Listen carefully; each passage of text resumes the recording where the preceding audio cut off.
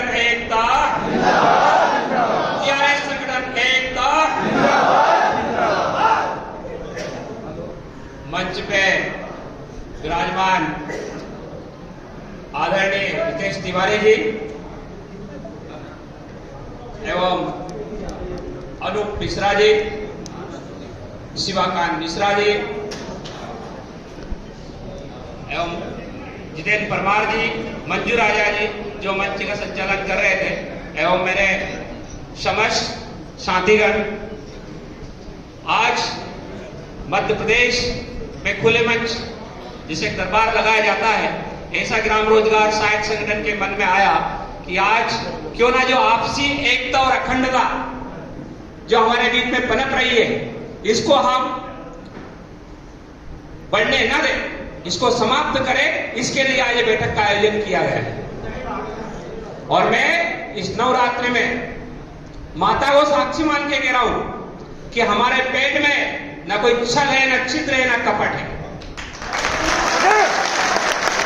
मैंने मेरे जीवन के 12 वर्ष खपाए हैं और मैं ये तो नहीं कहना चाहता हूं कि भी जनता की भावनाओं पे पूरा खरा तो नहीं उतरा, लेकिन निश्चित तौर पे मरते दम तक मैं रोजगार सहायक का पीछा नहीं छोड़ूंगा और वो नियमितीकरण करा के रहूंगा।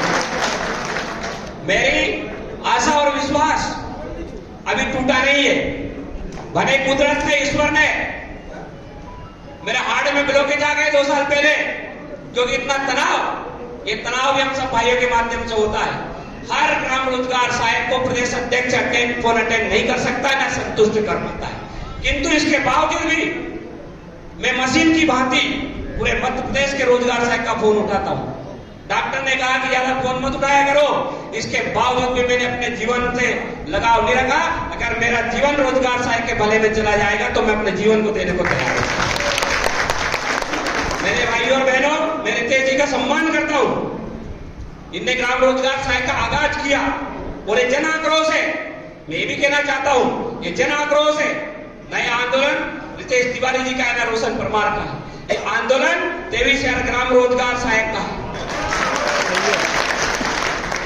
पर बस मैं माननीय रितेश तिवारी से मंच के माध्यम से कहना चाहता हूं कि दुख वहां होता है जब हम प्लानिंग के साथ काम करें तो मजा आता है, जब बिना प्लानिंग से काम करेंगे तो मैं भी दुख होता है। हमने मध्य प्रदेश सरकार से, ऐसा नहीं है कि संगठन ने कुछ नहीं दिया। मैं आप सब भाइयों को 10 मिनट लेना चाहता हूं, शांति से सुनना सभी भाई। ग्राम रोजगार सहायक को ग्राम पंचायत 2010 में कोई सचिव, कोई सरपंच ग्राम पंचायत के अंदर नहीं घुसने देता था। आज वही ग्राम रोजगार सहायक अपनी काबिलियत, अपनी ताकत पे ग्राम पंचायत में शेर की भांति दहाड़ रहा है। ये ताकत आपके संगठन के माध्यम से आपको मिली है। ये ताकत आपकी ऊर्जा और आपके काम के बल पे मिली है। ग्राम रोजगार सहायक, मैं सभी भाइयों से कहना चाहता हूं कि पहले हम छोटे बच्चे थे, हमारा परिवार बड़ा नहीं था, उस समय हमारा खर्च नहीं था, लेकिन वर्तमान में मध्य प्रदेश सरकार को कम से कम ग्राम रोजगार सहायक को 30,000 का वेतनमान देना चाहिए और सहायक। किंतु हमारा दुर्भाग्य है, हम हमारा दुर्भाग्य कह सकते हैं, अन्य राज्य का दुर्भाग्य भी कह सकते हैं। 28 राज्य में मनरेगा चल रही है, किसी राज्य में किसी ग्राम रोजगार सहायक को परमानेंट नहीं किया है। मैं दावे के साथ कह रहा हूं, अगर राजस्थान में किया है तो 9,113 रोजगार सहायक, 2600 रोजगार सहायक को नियमित किया, पहले उन्होंने निकाला है। मैं इस बात को भी आपसे आश्वस्त करना चाहता हूं। ग्राम रोजगार सहायक का मास्टर जारी सीओ करता था, इसके बाद कुछ दूसरे संगठनों ने सचिव का नाम से करवा लिया, फिर मैंने उसको मनरेगा कमिश्नर, उस समय नीरज मंडल जी हुआ करते थे, ग्राम रोजगार सहायक मास्टर जारी करता हुआ करता है। आज सभी ग्राम रोजगार तहसील सहायक लगती है। इसके बाद में ग्राम रोजगार सहायक ने 2013 में पंडित गोपाल भार्गव जी, जो कि हमारा जोश जुनून को आज भी देख रहे हो, उस समय हमारे रोजगार सहायक ने माननीय पंडित गोपाल भार्गव जी को मंच पे लाके खड़ा किया, जिस समय हमारा संगठन बना। उसी समय हमारे रितेश भाई का संगठन का भी रजिस्ट्रेशन हुआ था। हम ये नहीं कह रहे, ये भी जनता के लिए काम कर रहे हैं। 2013 से आज तक हम भी हमारे ग्राम रोजगार सहायक के लिए काम कर रहे हैं, लेकिन हो सकता है कोई उग्रवादी हो, कोई नरम दल हो, इसमें अंतर होता है। भाई भाई में अंतर होता है, माता पिता में अंतर होता है, बेटे पुत्र में अंतर होता है, सभी में अंतर होता है। तो मैं जिस दिशा में चल रहा है, मैं जिस दिशा में चलना चाहता हूं, क्योंकि माननीय गोपाल भार्गव जी ने उस सब 5,000 रुपए किए थे, होश में आकर अपन को जोश में आकर होश नहीं होना चाहिए। उस समय भी 500 रुपए ग्राम रोजगार सहायक को माननीय पंचायत मंत्री 10% जैसे मनरेगा का बढ़ता है। आज हमें आवश्यकता नहीं थी इकट्ठा होने की। हमारे ग्राम रोजगार सहायकों ने जब मंत्री किसी अर्थी में गए थे, ग्राम रोजगार सहायक ने कहा इस डाडियल को साले को मारो, इस डाडियल की 500 रुपए को कहते रोजगार सहायक की। उसी डाडियल ने मुझे बुलाया, रोशन अभी ये लड़के ना चुस्की ले रहे, चुस्की, अभी इनको मरने दो साले उनको। उसी समय में सत्यता बता रहा हूँ, ग्राम रोजगार सहायक के 500 रुपए कट गए, नहीं तो आज मुझे ग्राम रोजगार सहायक को आपको कम से कम 17-18 हजार की सैलरी बिना हड़ताल बिना संगठन से हो जाती। थोड़ा हमें सहन और शांति के साथ काम करना चाहिए। अगर आपने हमें अध्यक्ष चुना है, जैसे आम जीआरएस भाई, हम सब भाई है, मैं भी आपका भाई हूँ, आम जीआरएस हूँ, लेकिन आम जीआरएस जनपद सीओ कलेक्टर से नहीं मिलता है। हमारा नेतृत्व करता है जिला अध्यक्ष, ब्लॉक अध्यक्ष कलेक्टर से मिलता है, और वो उस कंडीशन को समझता है कि जिले में आखिर करना क्या है, उस हिसाब से जिला अध्यक्ष फैसला लिया करता है। आम जनता ने जो कह दिया कि कलेक्टर को ऐसा कर दो, तो क्या ऐसा कर देगा जिला अध्यक्ष? क्योंकि जिला अध्यक्ष माननीय कलेक्टर साहब से मिलके और कलेक्टर साहब के सामने बैठकर बात की, ना कि एक आम जीआरएस ने बैठ के बात की है। ये सारी बातें हमको समझना चाहिए। अनुशासन, नियम और कानून में सबको रहना चाहिए। इसके बाद हमने पंडित गोपाल भार्गव जी से आपकी 5,000 की सैलरी 3200 से 5,000 करे। इसके बाद में ग्राम रोजगार से मैं सबको साक्षी मानता हूं। 9 दुर्गा की बात है, कम से कम मध्य प्रदेश में कम से कम 15 से 20 जिले में लिखित परीक्षा हो रही थी ग्राम रोजगार सहायक की। आप सभी भाइयों को पता है, सेंटर तक में ग्राम रोजगार सहायक घुसने लगा था। मैंने माननीय पंडित गोपाल भार्गव जी से बोला कि भाई साहब, अगर हमारा ग्राम रोजगार सहायक लिखित परीक्षा देगा तो कम से कम एक जनपद का एपीओ हमारे ग्राम रोजगार से 15 से 20 हजार रुपए की राशि वसूलेगा। उस आदेश को तत्काल माननीय अरुणा शर्मा मैडम को बुलाया मेरे सामने। मैं नवरात्रि के दिन कसम खा के कह रहा हूं, माननीय पंडित गोपाल भार्गव जी ने रात उस लिखित परीक्षा को समाप्त कराया। यह है संगठन, यह है संगठन, और संगठन के माध्यम से काम ग्राम रोजगार सहायक का होता है। हम ऐसे थोड़ी है कि कुछ नहीं, मार दो, काट दो, धार दो, वो भी आवाज आती है जब चुनावी वर्ष है, किंतु हमें सरकार को और प्रशासन को और उनकी बात को समझना चाहिए। इसके बाद हमें फैसला लेना चाहिए। मैं रितेश भाई से ये निवेदन करता हूँ, मैंने 28 तारीख को रितेश भाई को इसलिए बुलाया था कि रितेश भाई आप आ जाओ और आज बैठकर रणनीति बनाए पर कि क्या आगे करना है।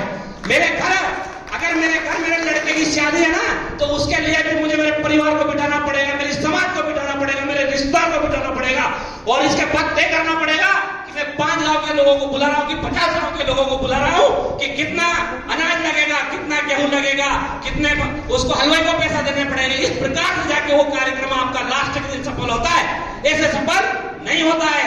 मैं कहना चाहता हूँ ग्राम रोजगार सहायक भाइयों से, आपको बुरा लगे या भला लगे, हर काम की प्लानिंग होती है। और हम 28 तारीख के दिन मैंने आपसे स्पष्ट कहा था, मेरे वीडियो सुन लो, मैंने ये कहा था कि 16 तारीख को मध्य प्रदेश के समस्त जिला अध्यक्ष 10 रुपए के स्टाम्प पे ग्राम रोजगार सहायक का स्टाम्प लेके भोपाल में आएंगे। आज 16 से कितनी तारीख हो गई?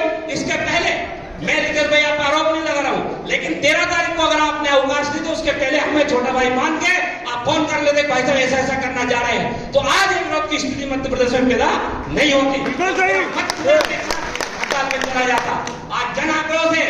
मैं इस बात को भी कहना चाहता हूं कि रोजगार सहायक पे आरोप लगाते हैं कि रोजगार सहायक संगठन तो सरकार का दलाल है, रोशन परमार सरकार का दलाल है।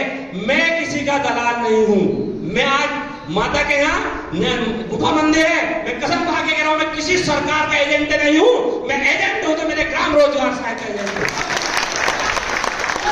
स्थिति परिस्थिति देख के निर्णय लिया जाता है, ऐसा नहीं कि किसी भी क्षण में निर्णय ले ले। स्थिति परिस्थिति को भांपना चाहिए और उस हिसाब से हमें आगे बढ़ना चाहिए। इसके बाद मैं आपको बताना चाहता हूं, पिछले 1.5 वर्ष पहले 17 जुलाई से लगा के 5 अगस्त तक मध्य प्रदेश संयुक्त मोर्चे के रूप में हमने आंदोलन किया, और उसमें पहले हमने 12 तारीख को दिनेश शर्मा जी और पूरे मध्य प्रदेश के संयुक्त मोर्चा के एपीओ हिरवार जी, ललित दुबे जी, जितने भी कर्मचारी संगठन के अध्यक्ष थे, सबकी बैठक होने के बाद तय हुआ। लेकिन वो मैं मानता हूं, मेरी जिंदगी में वो गलत फैसला मैंने ले लिया था, जो कि आज रोजगार सहायक का भला नहीं हुआ। अगर मैं उस बैठक को संयुक्त नहीं करता तो निश्चित तौर पर ग्राम रोजगार सहायक का उसी क्षण, जिस क्षण मेरे माननीय पंचायत मंत्री जी ने माननीय एसीएस उमाकांत उमराव जी ने माननीय श्री सुब्या फारूकी जी ने मुझे बुलाया था, उन्होंने कहा था रोशन तू पीछे हट जा, ये 4-5 आदेश आपके कर रहे हैं। मेरा शब्द था, मैं आपको बताना चाहता हूं कि आप 5 बिल्डिंग से माननीय मंत्री जी मुझे फांसी लटका दो, लेकिन मैं कायरों की लिस्ट में नाम नहीं लिखाऊंगा। अगर संयुक्त मोर्चे की बैठक हो चुकी है तो संयुक्त मोर्चे के हिसाब से आंदोलन समाप्त होगा। और मैं आप वीडियो बना के डाल देना सचिव ग्रुप पे, मध्य प्रदेश के 22 जिला अध्यक्ष भाग गए थे तोड़े नंगे पैर और मुझसे हाथ जोड़ने लगे, परमार जी यार हड़ताल खत्म करो यार, परमार जी हड़ताल खत्म नहीं होगी, क्योंकि मेरे घर, मैं आपको बताना चाहता हूं, मेरे घर कम से कम 30 गाड़ियां गई थी और मेरे घर 30 गाड़ियां गई, मैंने 200 लोगों इकट्ठा किया था और 30 गाड़ियां माननीय उमाकांत उमराव जी ने, माननीय पंचायत मंत्री जी ने मेरी जांच कराई थी। ये मत सोचो कि रोशन परमार डर जाएगा, ये रोशन परमार मेरे बाप दादा की प्रॉपर्टी है, मुझे किसी ने नहीं दी है। ग्राम रोजगार सहायक ने अगर किसी जिले ने 10-15 जिले ने पैसा दिया है, 15-18 जिले ने, वो पैसा भी संगठन के माध्यम से आप सभी भाइयों देख रहे हो काम कर रहा है संगठन। और निश्चित तौर पे संगठन के लिए संघर्ष निधि चाहिए। आज मध्य प्रदेश में 13 साल हो चुका है, अगर 1 साल ग्राम रोजगार सहायक रोशन परमार को 2000 रुपए देता तो 26,000 रुपए बनता। तो आपने संगठन के लिए क्या किया, आप अपन को भी देखना चाहिए। हम संगठन के लिए लगातार प्रयास, सफलता मिले या ना मिले, लेकिन रोशन परमार की गाड़ी में अगर 2000 का डीजल करौंदी से मेरे गांव से डालना है, भोपाल आना है, अगर सरकार से बात करना है तो निश्चित तौर पर पैसा लगता है। ये बात को भी हमको ध्यान रखना चाहिए, अन्य संगठनों से हमें शिक्षा लेना चाहिए। आज मध्य प्रदेश के 4 प्रदेश अध्यक्ष एक होके उनका काम बन रहा है। गोलू जी मैं बता दूं आपको, 4 प्रदेश अध्यक्ष मिलकर काम बन रहा है, उनकी भनकार तक आपके बीच में नहीं आई। और जैसे ही ग्राम रोजगार सहायक की कोई बात चलती है, बड़े बड़े पोस्टर, ये रोशन परमार की दलाली, ये रोशन परमार ऐसा कर रहा है। तो मेरे लिए कर रहा हूं क्या, मैं ग्राम रोजगार सहायक के हित के लिए काम कर रहा हूं। और ग्राम रोजगार सहायक में दावे के साथ कह रहा हूं, 2018 में ग्राम रोजगार सहायक सहायक सचिव के पद पर नियमितीकरण करा के मैं देता, किंतु 2018 में भी इस प्रकार से जो हम आज करते आ रहे हैं, इस प्रकार से माहौल खराब किया और निश्चित तौर पर उसका परिणाम हमको आज भी हम भोग रहे हैं और आप भविष्य में भी भोगेंगे। मैं सही बता रहा हूं, अगर इस प्रकार से हम संगठन को चलाना चाहते हैं और अगर इस प्रकार से हम माहौल को खराब करना चाहते हैं, सरकार के खिलाफ नहीं, अपने परिवार की बात कर रहा हूं, अगर हमारी एकता और अखंडता नहीं रही तो 2028 या 2035 तक भी ग्राम रोजगार सहायक नियमित नहीं हो सकता, लिख के रख लेना। किंतु अगर आप संगठित रहे, एकत्रित रहे, मैं सही बता रहा हूं, मैं आपको कसम खा के कह रहा हूं, मेरे दिल में बात आई कि नहीं यार बैठक बुलाएंगे और बैठक में माननीय रितेश तिवारी जी, माननीय अनूप मिश्रा जी, माननीय हमारे शिवाकांत मिश्रा जी, हम सबको बुलाएंगे। और मैं आपको शिवाकांत जी भाई सबसे बोलना चाहता हूं, अगर रोशन परमार ने एक भी कमेंट से रितेश भाई के खिलाफ, शिवाकांत मिश्रा जी के खिलाफ या अनूप मिश्रा जी के खिलाफ किया तो मुझे यही मंच में जूते मार दो। मैंने कभी मेरे संस्कार नहीं, मैंने कभी उनके बारे में कुछ नहीं लिखा। जनता के लिए आप काम कर रहे हो, मैं उसको स्वीकार करता हूं, ठीक है आप करिए। लेकिन हमने जब ये सारी बातें आई, उस समय जब 22 जिला अध्यक्ष भाग गए थे, दिनेश शर्मा जी से पूछना, 22 जिला अध्यक्ष भाग गए थे, दिनेश शर्मा जी बोलने लगे क्या करूं रोशन जी, मैंने एक काम करो, अमरनाथ की यात्रा चले जाओ। और क्या करोगे, तुम्हारे सब जिला अध्यक्ष भाग गए। और मैंने कहा तुम मुझे कहते गद्दार निकलेगा, मैं गद्दार नहीं हूं, गद्दार आप हो। मैंने कहा आपके जिला अध्यक्ष भागे, रोशन परमार की टीम नहीं बची है, ये मैं आपको सच्चाई बता रहा हूं।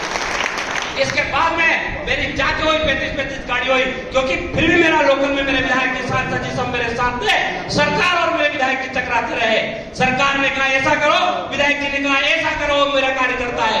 इस प्रकार से उस जांच से आज तक कुछ नहीं हुआ। नहीं तो ऐसा नहीं है, रितेश भाई के ऊपर भी हजारों प्रकार के आरोप प्रत्यारोप लगेंगे, सरकार इनको टर्मिनेट का भी प्रस्ताव भेजने की कोशिश करेगी, मेरा भी भेजने की कोशिश करेगी, लेकिन इसका मतलब ये नहीं कि रोशन परमार इनको टर्मिनेट करा रहा है, ऐसा नहीं है।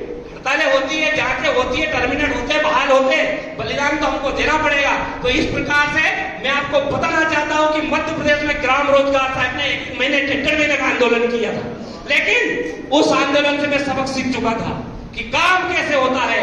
मैं इसलिए इस बार कसम खा के कह रहा हूं, मैं इस बार आंदोलन कभी का खड़ा कर देता, 28 के बाद ही खड़ा कर देता, लेकिन कहीं ना कहीं मैं फिर भी कह रहा हूं, जिस प्रकार एक लड़के की शादी होती पूरी व्यवस्था करनी पड़ती है, उस प्रकार हमने शासन से, चाहे वो कोई भी हमारे जितेंद्र परमार जी हो, मंजू भाई हो, शैलेंद्र भाई हो, गोलू भाई हो, सभी 24 घंटे भोपाल में आके अधिकारियों से चर्चा करी। और उस समय भी मैं आपको बता दूं, सच्चाई बता दूं, आप रिकॉर्डिंग कर लो, हम माननीय मुख्यमंत्री शिवराज सिंह चौहान जी के बंगले पे गए।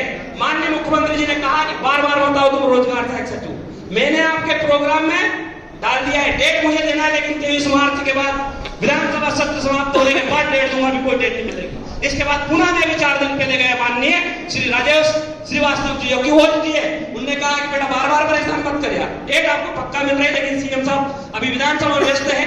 फिर हम वहां से आए, मैं फिर भी उनकी बात नहीं मानता, मैं कसम खा रहा हूं आपको। इसके बाद में फिर मैं माननीय एसीएस सर के पास गया, एसीएस सर ने 1.5 घंटे 2 घंटे ग्राम रोजगार सहायक की बैठक कराई और उस बैठक में कहीं न कहीं, और मैं आपको बताना चाहता हूं त्योहार के दिन, अगर हम माननीय मलेश श्रीवास्तव जी से रोजगार सहायक को कुछ नहीं दिला पाए तो जिंदगी भर किसी से कुछ नहीं दिला पाएंगे।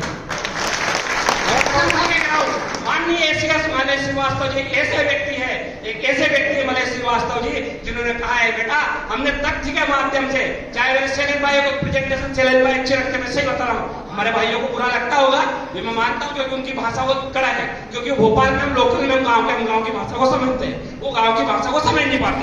मैं सच्चाई बता रहा हूँ। ग्राम रोजगार सहायक का सहायक सचिव के पद पे जिस प्रकार पंचायत सचिव जो कि एक पंचायत कर्मी हुआ करता था, उस पंचायत कर्मी को मात्र 500 रुपए मिलता था, तो जब मध्य प्रदेश सरकार नियम बना के पंचायत कर्मी से पंचायत सचिव पद घोषित कर सकती है, तो क्या ग्राम रोजगार सहायक को सहायक सचिव के पद पे नियुक्त नहीं कर सकती है?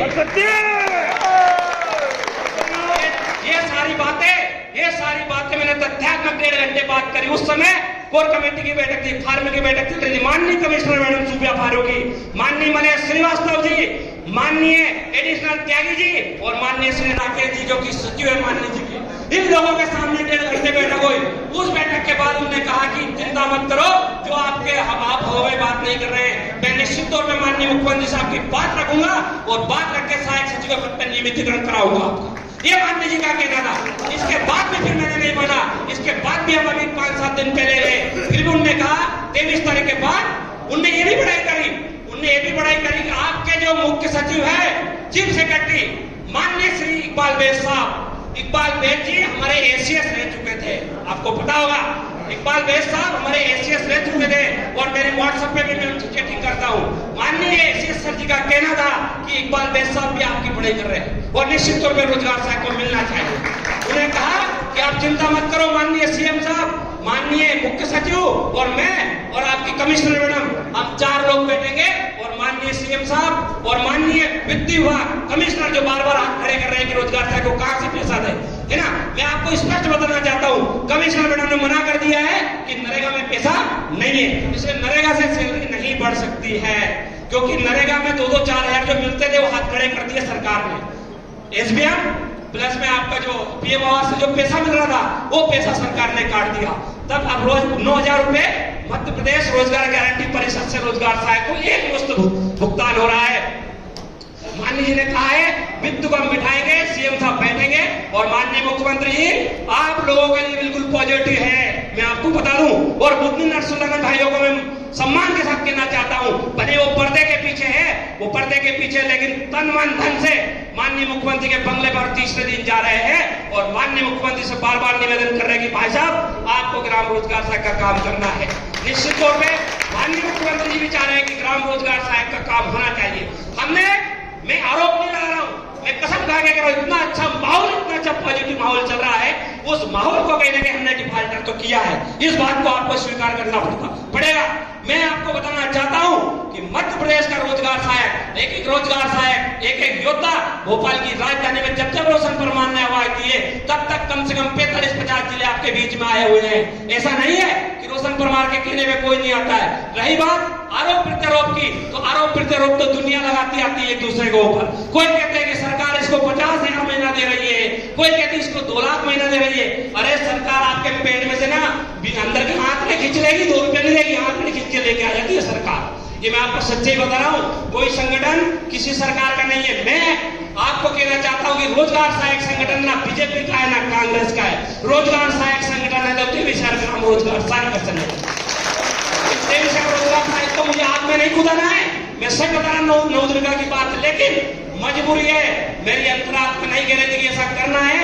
मैं आप सबको कहना चाहता हूं अप्रैल का महीना में सरकार साहब की महापंचायत की डेट और ये लेके बताता, किंतु अब मामला थोड़ा गड़बड़ है, इसलिए इस बात को थोड़ा आगे बढ़ाना पड़ेगा। अगर सरकार माननीय मुख्यमंत्री संज्ञान में आ गई बातें तो निश्चित तौर पर आपको आगे जाना पड़ेगा। मैं आपको और रितेश भाई से कहना चाहता हूं, हम आंदोलन करते यार, मध्य प्रदेश सरकार रोशन परमार को फांसी लगा दे, लेकिन मेरा विचार था कि 1 मई से आंदोलन चालू करेंगे और उसके पहले सारे इस्तीफे कंप्लीट करा लेंगे और इस्तीफे कंप्लीट करा के हम नर्मदा की कसम खा के कहते कि अगर सरकार ने कुछ नहीं दिया तो माननीय मुख्यमंत्री सीएम हाउस में जाके इस्तीफे दे देंगे। ये मेरा प्लान था, कि उस प्लान को कहीं ना कहीं रितेश भाई का भी प्लान सही है, किंतु आपने जल्दबाजी की, थोड़ी जल्दबाजी तो हुई। अगर वो जल्दबाजी नहीं करते तो आज हमारे भाइयों को उस जिले को हटाना, उस जिले को हटाना, ये करना भाई देखो, अगर एकता और अखंडता रखनी है, ये मैं आज कसम खा के कह रहा हूं कि जो आज की जो बैठक है ये एकता और अखंडता के लिए बैठक है। मुझे पता है मध्य प्रदेश में कितने जिले में हड़ताल चल रहे हैं, कितने जिले में नहीं चल रही है, मैं पूरा फीडबैक देता हूं, लेकिन मैं नहीं चाहता हूं कि हमारे गोलू भाई सिवनी से आते हैं और गोलू भाई के कोई दूसरा पक्ष खड़ा हो जाए और 4-5 लोग आवेदन देके आ जाए और हड़ताल हो गई। ये मैं कभी नहीं चाहता हूं कि मेरे परिवार का बिखराव हो। अगर मेरे परिवार का बिखराव हो गया तो रोजगार शायद कभी अपनी नौकरी नहीं कर पाए। इसलिए मैं ये मंच से घोषणा करता हूं कि जो रितेश भाई आंदोलन कर रहे हैं उसमें जन आक्रोश की भावनाओं को देख के पूरे मध्य प्रदेश के रोजगार से आंदोलन में एक हो जाओ, हमें कोई नहीं करना है।